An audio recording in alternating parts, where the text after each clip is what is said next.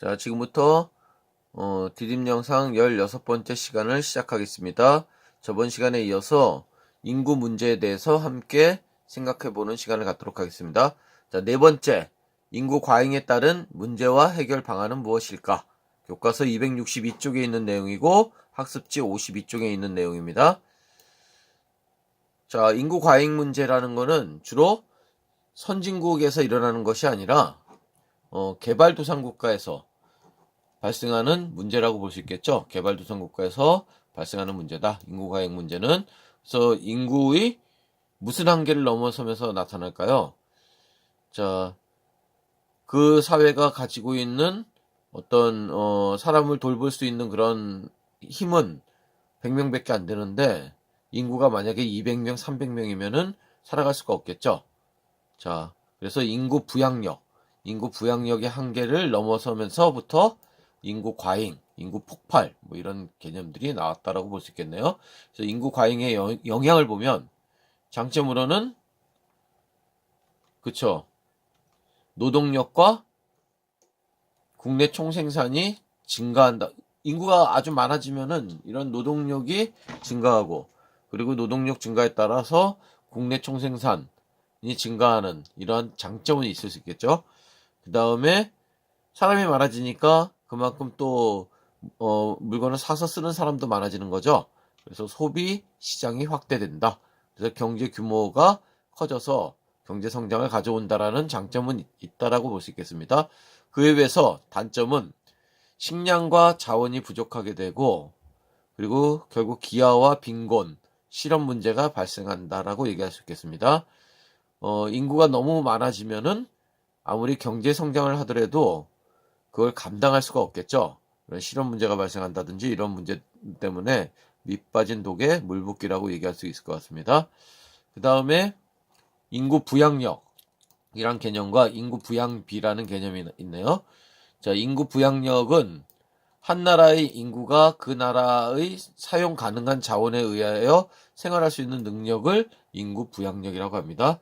그 나라가 가지고 있는 자원을 다 잘 활용했을 때 얼마나 생활할 수 있는지, 그래서 지역이 얼마만큼의 인구를 수용할 수 있는 능력을 가지고 있는가를 나타내는 척도가 되겠습니다.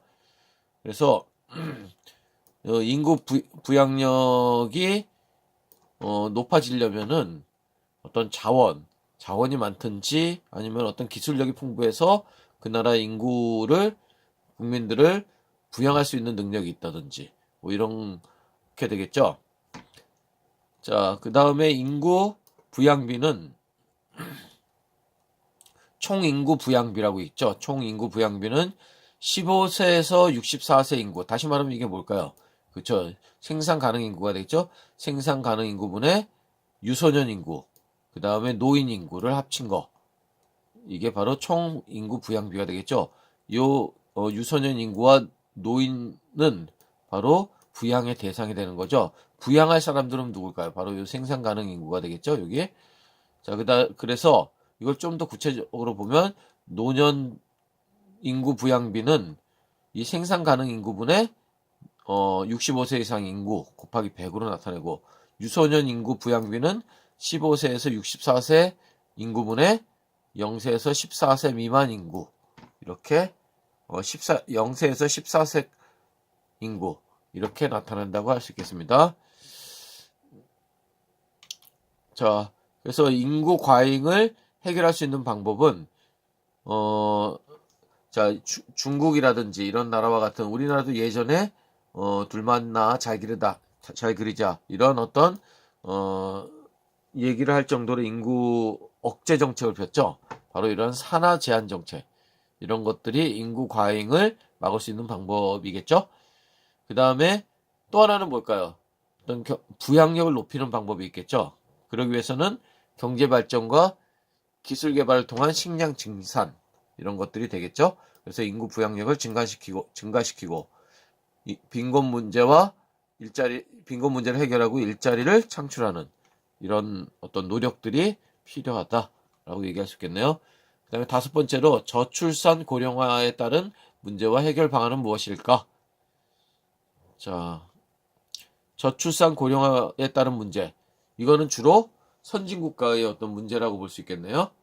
자, 인구 문제 중에서 주로 선진국가의 인구 문제. 일찍부터 산업화를 통해 경제 발전을 이룬 국가들을 중심으로 나타났다. 경제 성장이 둔화되고 장기적인 경기 침체로 인해서 뭐가 감소했다? 그쵸. 생산 가능 인구 15세에서 64세까지의 인구가 감소하고 이로 인해서 일할 사람이 없어지는 거죠. 그래서 노동 생산성이 감소하고 그 다음에 잠재 성장률이 하락한다. 잠재 성장률이 뭘까요? 잠재 성장률이란 물가가 막 올라가지 않으면서 그 나라가 갖고 있는 어떤 자원들, 생산 요소를 최대한 활용했을 때 달성할 수 있는 최대 성장률을 얘기합니다. 그래서 우리나라는 잠재 성장률이 뭐 4%대에서 3%대, 심지어는 2%대까지 지금 점차 하락하고 있는데 앞으로 저출산 문제가 더 심각해지면 이러한 잠재 성장률도 역시 하락할 수밖에 없는 그런 구조를 갖고 있죠. 그 다음에 세대 간 갈등 문제, 자, 국민연금, 그 다음에 건강보험 등의 사회적 비용이 증가하죠. 이로 인해서 청장년층이 노년층에 대한 부양 부담이 커지죠. 그렇죠? 그래서 이런 세대 간 갈등 문제가 나타날 수 있다라고 얘기할 수 있습니다.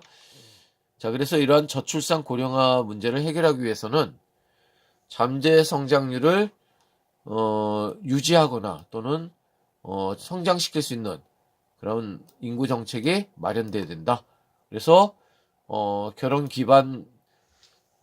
결혼을 할 수 있는 주택 문제라든지 여러 가지 육아 문제라든지 이런 것들을 지원하는 대책이 필요하고 임신, 출산을 위한 의료비를 지원한다든지 노후 소득 보장을 위한 정책을 시행한다든지 그 다음에 여성에 대한 처우를 개선한다든지 이런 것들이 바로 대책이 될 수 있겠습니다.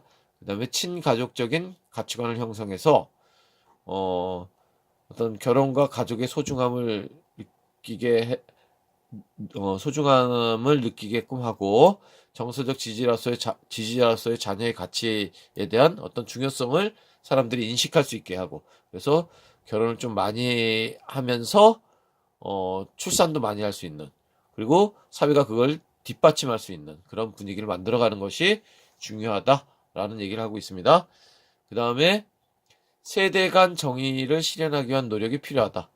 그러니까 현 세대가 미래 세대의 먹거리까지 전부 먹어버린다면은 미래 세대는 나중에 현 세대를 원망할 수밖에 없겠죠.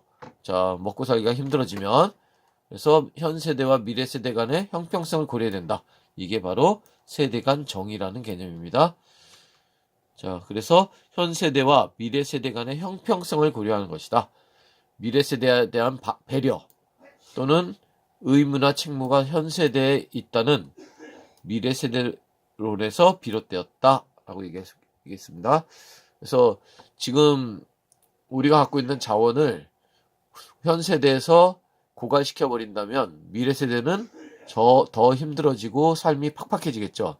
그래서 현 세대가 어떤 지속 가능한 발전 이런 개념에서 미래 세대를 생각하는 그런 어떤 성장 논리를 가져야 된다라는 얘기인 것 같습니다. 그래서 여기 고령화 사회라는 개념이 나오죠. 65세 이상 인구가 전체 인구에서 차지하는 비율이 7% 이상일 때는 고령화 사회. 그 다음에 65세 이상 인구가 전체 인구에 차지하는 비율이 14% 이상일 때는 고령 사회. 그 다음에 20% 이상일 때는 후기 고령 사회 또는 초고령 사회라고 얘기합니다. 현재 우리나라는 2018년 드디어 고령화 사회에서 고령 사회로 접어들게 되었습니다. 자, 이상 16번째 디딤 영상을 마치고 학습지 57쪽에서 58쪽에 있는 문제들은 디딤 영상 17번째 에서 같이 풀어보도록 하겠습니다. 수고하셨습니다.